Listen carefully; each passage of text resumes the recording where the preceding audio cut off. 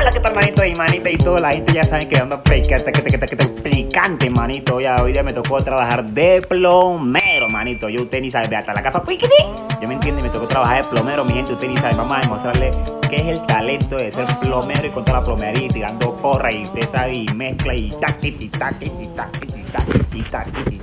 Bueno, mi gente, como ustedes pueden ver, manitos y manitas, pues verdaderamente no les quise mostrar los porrazos que yo mandaba porque verdaderamente yo no soy Sansón, ¿me entiende? Pero pues la porra está muy pesada, mi gente.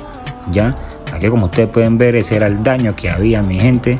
Ahí se los estoy demostrando, mi gente, eso era un daño mejor dicho. Pero pues miren ahora cómo es que está el daño, mi gente. Oiga, melo lo dejé, ya me entiende, bien picadito, bien melo. Me volví Sansón, mija, usted ni sabe, ay, Dios mío, santo bendito. Ustedes ni saben cómo es que pasó por ahí, pero mejor dicho, harto porrazo le metí, ya me entiende. Y como ustedes pueden ver, se ve melito, bien arregladito, bien chévere. Ya ahora le meto la tubería bien chévere, como ustedes la están viendo ahí, la nueva tubería. Ya, bueno, mi gente, y esta es la tubería que ya se la puse, bien chévere, quedó bien puesta, bien instaladita. Ya, ahí está bien instaladita la tubería, como ustedes pueden ver. Ya, ese es el plomero, John C. Humor, el plomero. Ya, mi gente, ahí ustedes pueden notar. Bueno, mi gente, y como ustedes pueden ver, ya le estoy echando el cementico bien melo.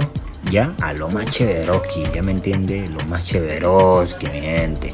Ya, tombo constructor mío, ustedes ni saben cómo es que Kipudoski, mejor dicho, de versión palustre. Ya. Y así como quedó, mi gente, así como ustedes pueden ver, quedó mi bello camello. Ya. Así como ustedes pueden ver, quedó mi bello camello, mi gente. En el día de hoy me volví plomero. Ya, tocó volverme plomero porque pues la bendición no llega sola. ¿Ya me entienden, mi gente?